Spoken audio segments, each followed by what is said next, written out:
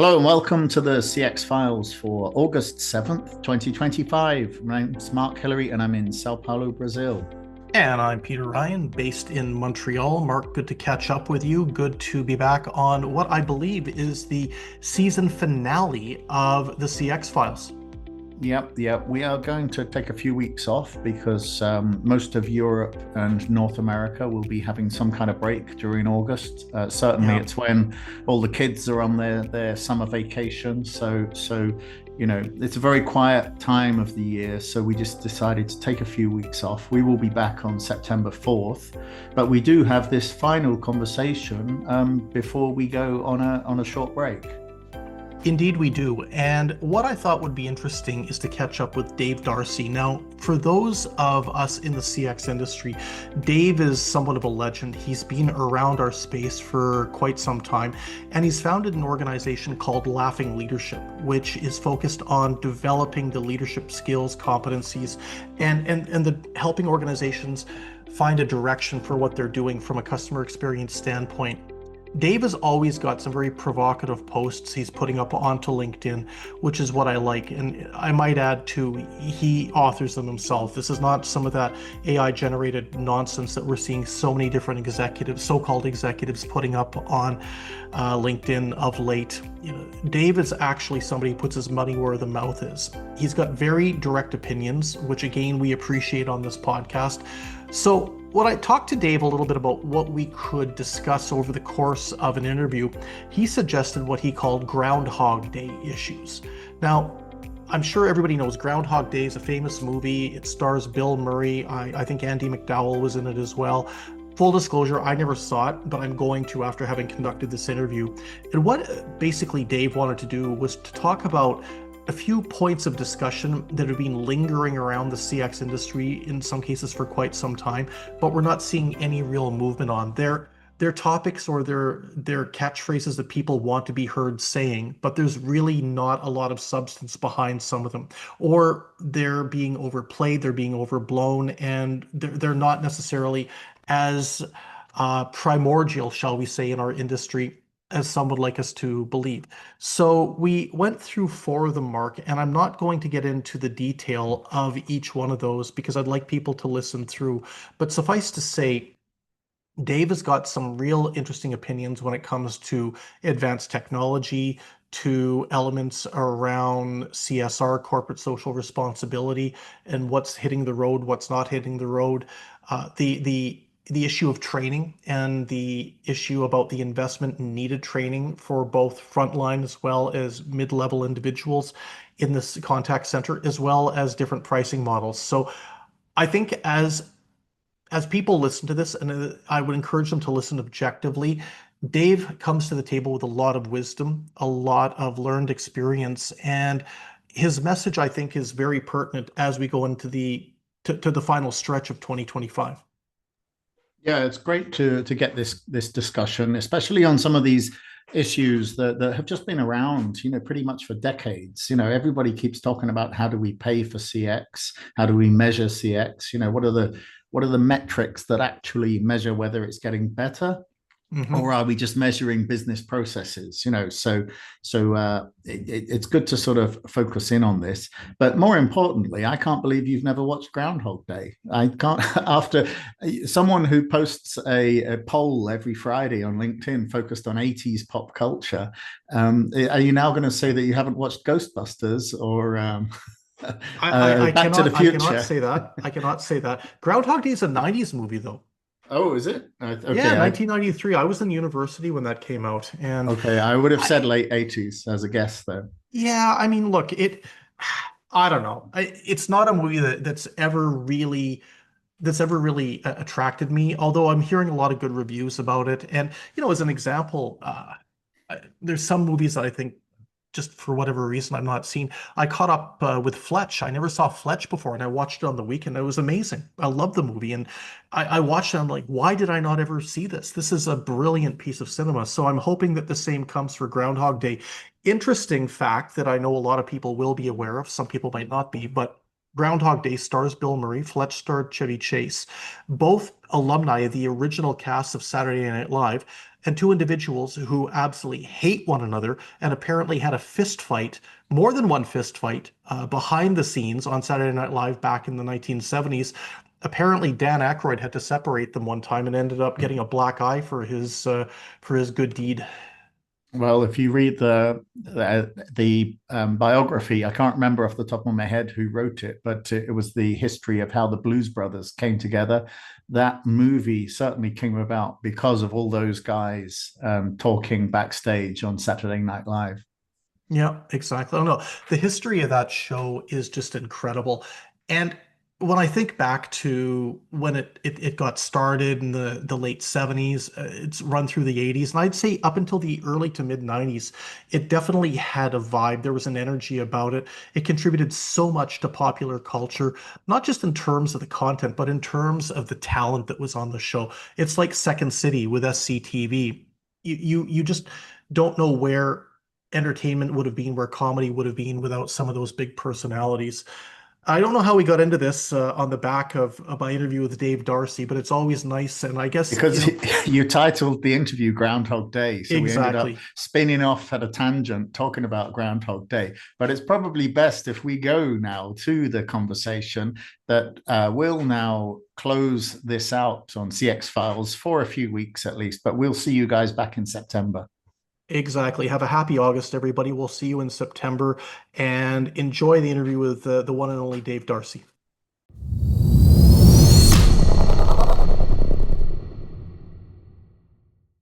I'm really delighted this week to welcome onto the CX Files my friend Dave Darcy, who joins us from the United Kingdom.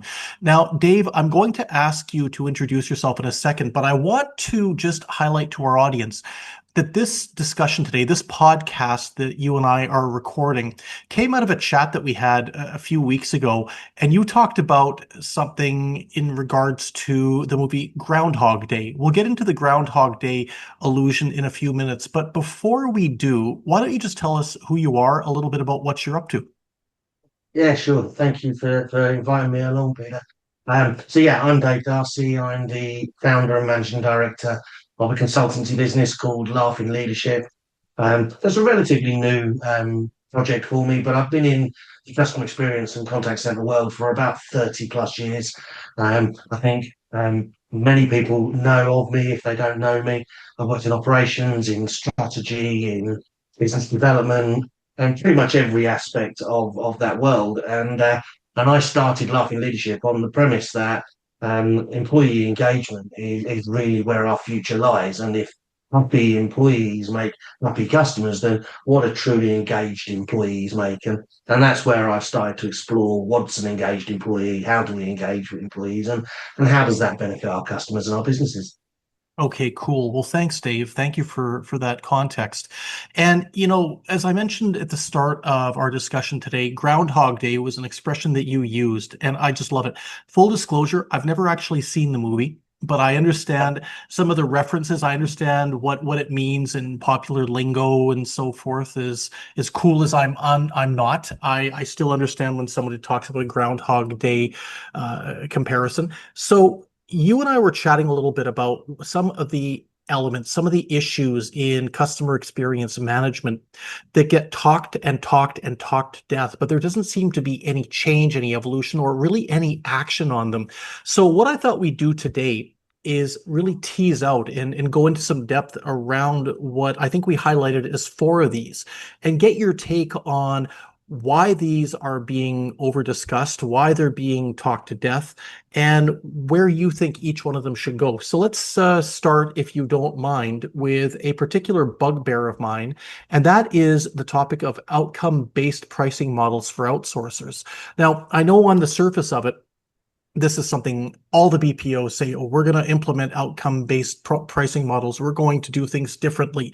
We know that enterprises are interested in it, but much like yourself, I'm not seeing a lot of positive action around this. Yeah, Peter, I would agree. And I think you couldn't have started with a better subject to demonstrate the whole theory of Groundhog Day.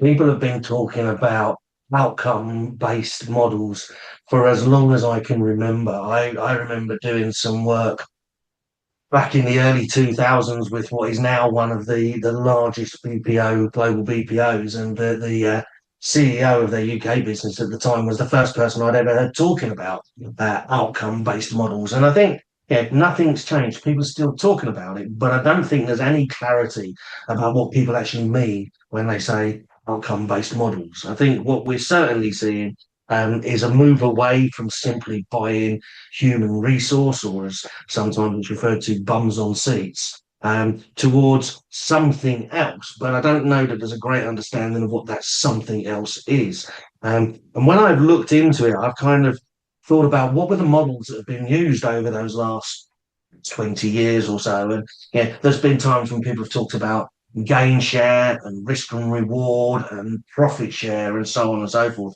But it feels to me that outcome based simply means agreeing an SLA or a KPI that is what you are paid against rather than simply the hourly rate of the human resource you provide. And I think that sounds perfect. It makes great sense. But the challenge is that that desperately needs two other components for it to work. And they are, you need to have agreed targets. And as part of need to have agreed targets, you need to understand that the target you set drives the behavior you get. So, the greatest example of that's got to be AHD. If you target somebody on AHD, guess what? You get lots of short calls. You don't get very high quality calls, but you get lots of short calls, and everybody's happy. But that's the target that was set. Therefore, that's the behavior you see. I think the other thing about it is, if you're really going to look at outcome based models, and we're generally going to move down that road, and it's going to be on stretching targets based around quality, around customer experience, around retention, customer value, lifetime value, and so on and so forth. All of that requires one major component to be instilled that people, I think, to some extent, are missing, and that is you've got to upskill the agents, the team leaders, the management to understand that they are now delivering something that is outcome based rather than something that is very transactional. And I've had that conversation for, as I say, too many Groundhog days. Okay, and what's interesting to me there, Dave, what you're talking about, outcome-based pricing, is actually very much in demand by the enterprises. In fact, our research is showing that that's the preferred model in terms of how organizations want to engage with the BPO. But they do, obviously, the providers need to do a much better job in regards to making this happen.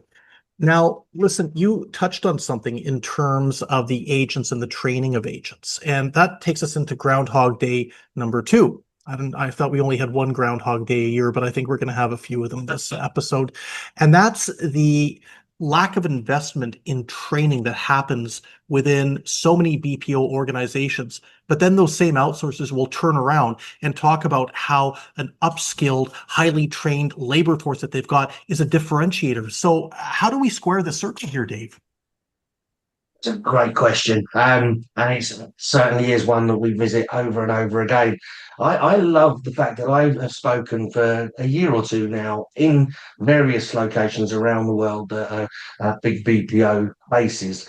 And I've spoken at length about the fact that we've seen massive growth in the industry. We've seen huge development. The people who, at the start of this journey, invested have made a lot of money, and good luck to them. They deserve it. They've invested well. We are now at a stage in this industry where it's time to reinvest again if they want to make this industry sustainable for the long term. It's no good growing if you're then going to take your best agent on Friday and turn them into a team leader on Monday and give them no support and no help. You're losing twice because you're creating a team leader that isn't going to benefit your business, and you're losing your best agent, which is clearly going to detriment the performance you're getting. The analogy I've used with people in the past is, the best Premier League footballer rarely becomes the best Premier League manager. So what businesses really need to be doing now, in my mind, is investing in understanding what skills do their team leaders, their ops managers, their ops directors of the future need right now. And instead of prematurely promoting people who are your best agents or your longest serving agents, just because that's simple, why don't we go out and start identifying who the individuals are that are going to be the long-term successful future for your business. Now, when I talk to companies and leaders and CEOs about this, the consensus is complete agreement. They're like, yeah, yeah, yeah, that's absolutely true, Dave. That's what we need to do. We need to be investing in people, identifying our leaders for the future. And then I get one of two answers. They either go, of course, that's not a problem in my business. Let's keep the problem in everybody else's business. Um, or, um, or they say, well, we all agree with you. You're absolutely right. And somebody put it to me a couple of weeks ago, and I think this is brilliant, is that everybody agrees with the diagnosis, but no one wants to take the medicine. No.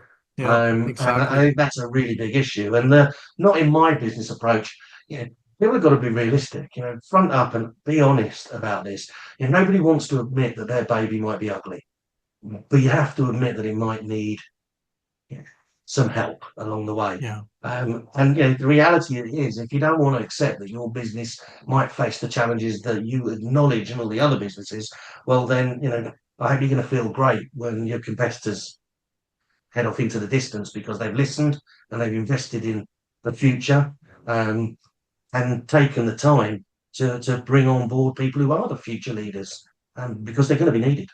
But Dave, you raise a really good point there. I think that so many companies, so many outsourcers are guilty of almost grabbing that low-hanging fruit. Agent X is doing such a great job. We'll promote them to a manager. Look, I've seen so many people that have been phenomenal on the front lines, not just in the contact center sphere, but in so many different aspects and areas. They get made managers and they hate it. They don't want to do the job. I can recall one friend of mine in the industry saying that they'd worked 20 years to try and get to a management level, and within 1 year they wanted to get out of it because they just couldn't stand it. And I understand. And this is something I think that our friends in the BPO community need to understand. Smart identification of individuals, finding out what their goals are when they get into an organization. Maybe for some people, management is where they want to go. Maybe for other people, it could be operations, it could be IT, it could be sales, it could be more of a commercial marketing angle. But the point is, not everybody's immediate goal is to be a manager and to get themselves continually promoted up to the CEO. For those who are, that's very laudable, but it's not everybody. It's not the same model for everybody. Not everybody's ambitions are the same. And it's ridiculous for us to assume that that is the case. And you're absolutely right, Peter. The moving of your best agent into a managerial or leadership role just because they were your best mate, your best agent, it's not automatically the right step to take. Okay, so we've exercised Groundhog Day 1 and 2. Let's go to number 3. We're going into like almost like The Empire Strikes Back to Return of the Jedi here. Part 3. This is going to be an interesting series. So, Dave, this one I'm sure is going to be a controversial one, and it might step on a few toes, but that's what the CX Files is for, and that's impact sourcing as a differentiator for BPOs. Now, to put some context here, when we conducted the annual buyer survey that Ryan Strategic Advisory undertakes each year, one of the things that we asked the 819 respondents that participated from 12 different countries in Western Europe, North America, and Asia Pacific was to rank in terms of magnitude the extent to which they saw about 30 to 35 different elements of BPO needs to bring to the table in order to be relevant. One of them was impact sourcing, and it was third from the bottom. Yet I see so many organizations when they go in to try and sell their operations, to try and sell to new clients or to try and renew business, they lead with impact sourcing. I'm not convinced that this is the right strategy, Dave. What do you think? I 100% agree with you. I think that this impact sourcing is this year and last year's big Christmas toy. It's the big fad that everybody wants. I'm going to show my age here, but it's the Tamagotchi of contact center BPO outsourcing. I think that it's a consideration. I think that if an enterprise is looking to purchase outsourced services and they've got 3 shortlisted businesses and those businesses' price points are similar, their strategies are similar, they're measuring up everything pretty much one-on-one. Insight sourcing may become a factor at that stage that might tip one or other over the line, but I don't think it's ever really a major consideration. Somebody told me many years ago It's important to speak the language of the boardroom. Well, I don't know many CFOs that are going to be typically and terrifically interested in the impact sourcing model. Um, but of course, you've got to impact other people as well. I think that the lesson that needs to be learned out of impact sourcing, and there is a real benefit in it. Of course, its effect on communities and people is obviously undeniable and something that should be encouraged. But I think one of the things that really stands out for me is I read a report earlier this year that talked about the huge benefit in terms of staff retention, quality training, etc., of those that had gone through the impact sourcing channel. And my response to that was, well, really, yeah, who would have guessed? Amazing. The simple fact is these people are engaged with more. They come on board, they are interacted with by people from the business, and they spend 13 weeks or whatever being given one-to-one almost encouragement. When they join into the company and the operation, they're given further support. Yeah, there's no great shock here. You're engaging with these employees and they become strong, good employees. So I think what businesses should be concentrating on is not telling their enterprise prospects and customers about the impact sourcing, but talking about the high quality employee engagement that they bring on board for all of their new starters. And I 100% agree with that. One of the elements that I think some of the people in the impact sourcing community are really starting to realize and that are trying to bring to the table now is that unless you can make a commercial case for this business model, as you say, there's very good evidence to show that these employees are much more engaged. They're much less likely to attrit. They're going to be much more enthusiastic on the front lines and as they move up into various elements within the organization. But selling charity is just not going to make it in the boardrooms. As you say, a CFO or a boardroom is really unlikely to use that as the prime reason why they're going to engage with a BPO. And, again, I've stepped on toes in the past with people and with organizations when I've tried to point this out. But the reality is that there is a role, as you say, for impact sourcing. But the idea that this is going to be the future of the industry and that all the clients are going to be buying on the back of impact sourcing, I think, while perhaps it might be a nice objective, is just not realistic. I agree completely. I think it's something that is a consideration. It's something that, yeah, it's a nice comment to have, but I think its deeper value is 100% in learning the benefit that's had by having that true quality engagement with your employee from the beginning. Okay, final Groundhog Day element that we're going to discuss, Dave. And this is something that you brought up that I hadn't considered, but I think it was well worth including in our discussion, is the impact of artificial intelligence on employee disengagement. Now, maybe you could take us through your thought process here and what this means. Yeah, if ever there was a Groundhog Day item, it is AI and the introduction and implementation of AI. I think we've probably been having this conversation for about 10 years. I think I recall how AI was going to take over the world, how we were going to replace all human resource with AI. I would say 5 years ago that became a real discussion that, yeah, we're gonna take over the world with AI. And here we are in 2025, and I'm not seeing it happen. And I don't think anybody else is seeing it happen either. I think what we found is a situation where AI is now being identified as a real enabler.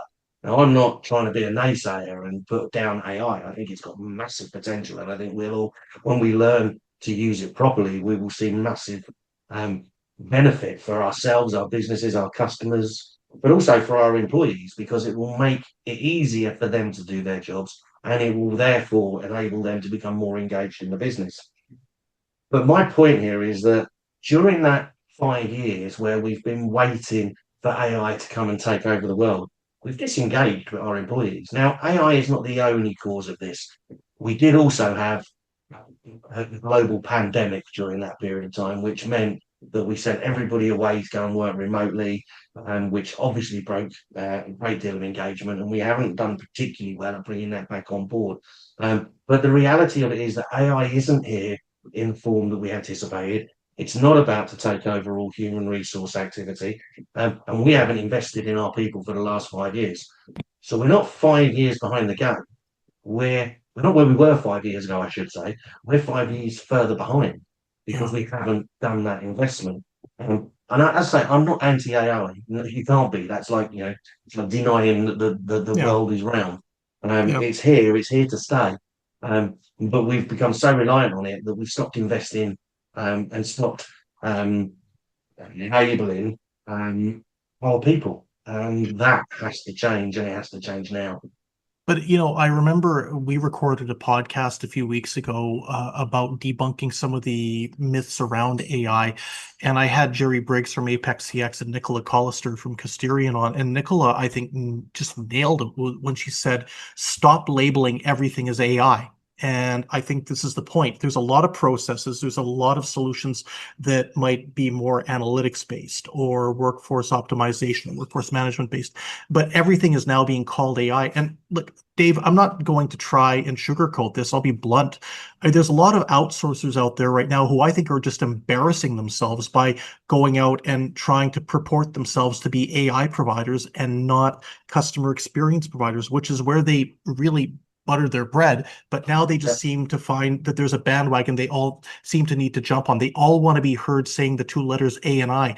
And it's getting really, really annoying. It's getting really, I think, destructive for the industry. And you illustrate a point about how it's impacting the extent to which employees are actually being engaged, or in this case, disengaged with their jobs. I think your allusion to 5 years of catch up we've got to do, it's true. Yeah, well, I believe so, and yeah, far be it from me to ever question anything that Nicola says. She's absolutely bang on. But the reality of this really is that you go and talk to many businesses, not just BPO businesses, but businesses generally, and sit down with the CEO and ask them what they want, and they have this idea in their head that they want artificial intelligence in their business. We have to move to artificial intelligence. Well, why? What problem are you trying to fix? Having like a suite of artificial intelligence put into your business is not going to solve your problems if you don't understand what the problems are that you're looking to fix and what benefit you're hoping to get out of them. And I think that's the challenge for BPO providers. If you almost suggest that you're an AI solution, well, you're an AI solution to what? Have you got a warehouse full of AI solutions to satisfy the needs of each and every one of your clients? We need to stop talking about what the solution is, and we need to start talking about what's the problem we're trying to fix. Well, Dave, I think that your Groundhog Day podcast has gone exceptionally well. You and I have dug a lot of groundhog holes here. I think more than were in the movie Caddyshack. And for people of our generation, that will actually mean something. If you've not seen that film, check it out. It's a lot of fun. But I think we've just made allusion to two Bill Murray movies there, Caddyshack and Groundhog Day. That's first for the CX Files. So, Dave, thank you very much. It has been an absolute pleasure to have you on the CX Files for the first time. Definitely won't be the last. And we wish you all the best at Laughing Leadership. It's been a great pleasure, Peter. Thank you very much.